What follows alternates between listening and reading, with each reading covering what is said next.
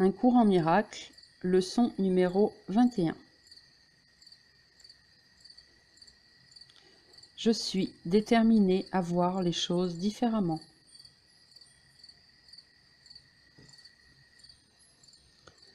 L'idée d'aujourd'hui est évidemment la continuation et l'extension de la précédente. Cette fois, cependant, des périodes d'exercice réservées à l'examen d'esprit sont nécessaires, en plus d'appliquer l'idée aux situations particulières comme elles se présenteront.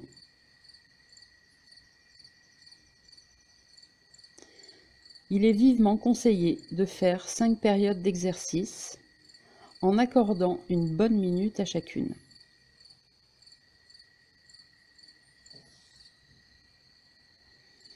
Dans les périodes d'exercice, commence en te répétant l'idée. Puis, ferme les yeux et cherche avec soin dans ton esprit les situations passées, présentes ou anticipées qui suscitent la colère en toi.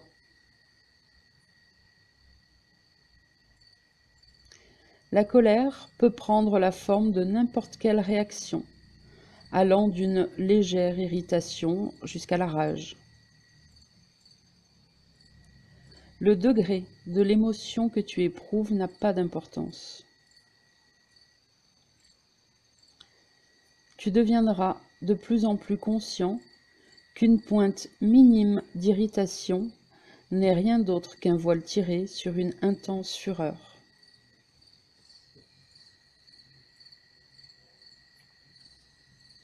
Par conséquent, essaie de ne pas laisser les petites pensées de colère t'échapper pendant les périodes d'exercice. Souviens-toi que tu ne reconnais pas réellement ce qui suscite la colère en toi, et rien de ce que tu crois sous ce rapport ne signifie quoi que ce soit. Tu seras probablement tenté de t'attarder davantage sur certaines situations ou sur certaines personnes plus que d'autres, pour la fallacieuse raison qu'elles sont plus évidentes.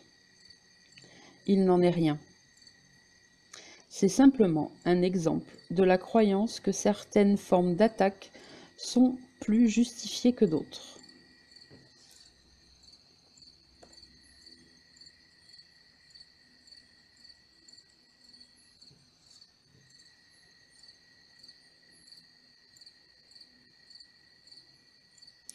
En cherchant dans ton esprit toutes les formes sous lesquelles les pensées d'attaque se présentent, garde chacune d'elles à l'esprit en te disant :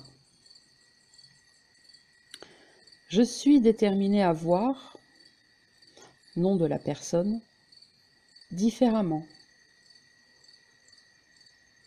Je suis déterminé à voir, précise la situation, différemment.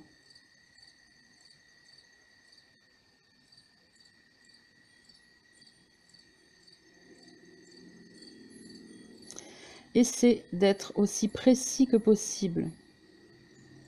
Par exemple, tu peux concentrer ta colère sur un attribut particulier d'une personne particulière, croyant que la colère est limitée à cet aspect. Si ta perception souffre de cette forme de distorsion, dis : je suis déterminé à voir, précise l'attribut, de, nom de la personne, différemment. Alors, je vous donne un exemple peut-être un peu plus concret. Je suis déterminé à voir la mauvaise foi de Julien différemment.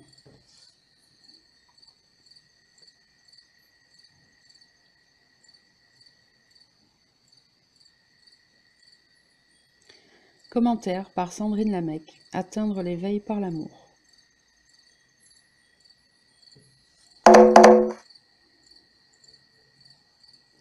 Nous croyons savoir ce qui nous met en colère ou pas. Nous croyons savoir pourquoi nous sommes en colère ou pas. Mais c'est faux.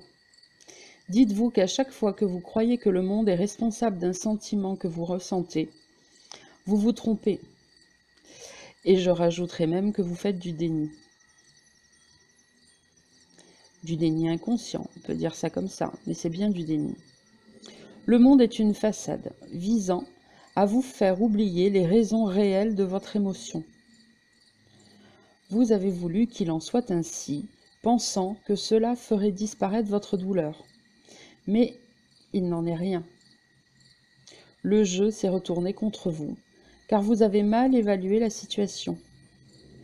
Vous l'avez mal comprise et maintenant, avec ce jeu de passe-passe, vous la comprenez encore moins. Mais nous allons pas à pas rebrousser chemin ensemble.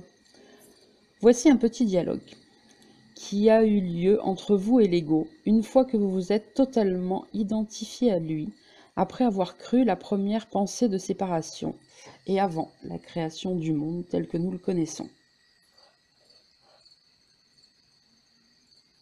L'ego.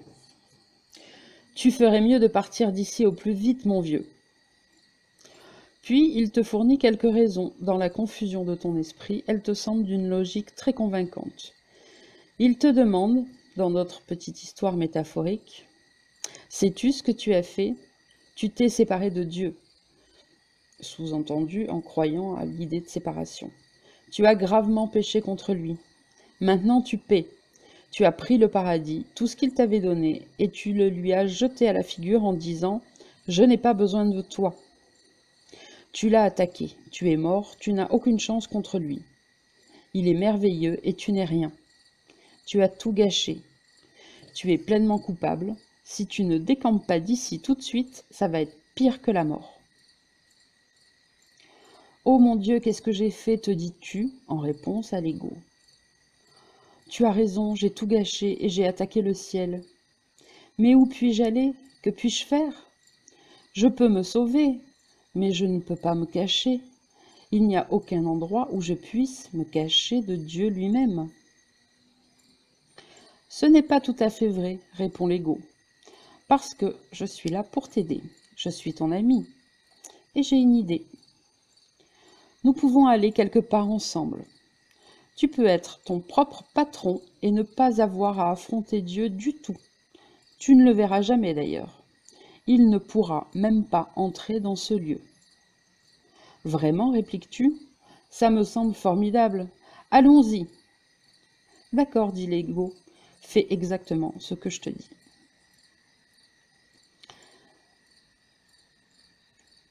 Alors, ce que je viens de vous lire, c'est tout simplement un extrait de l'article Avant le commencement que vous pouvez trouver sur ma page Facebook, Sandrine Lamec, Atteindre l'éveil par l'amour, ou sur mon site www.sandrinelamec.com au menu article, tout simplement.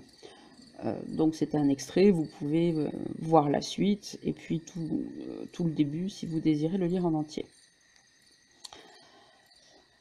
Alors, si je vous ai lu ce petit extrait, c'est tout simplement car grâce à cette petite histoire, il est plus aisé de comprendre que vous vous trompez quand vous pensez savoir pourquoi vous êtes en colère, et également pourquoi le degré de colère importe peu, car il est faux lui aussi.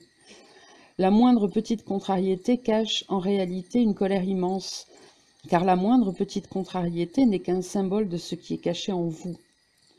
Vouloir mettre des degrés d'intensité sur une émotion est une tactique du monde pour vous perdre dans son labyrinthe.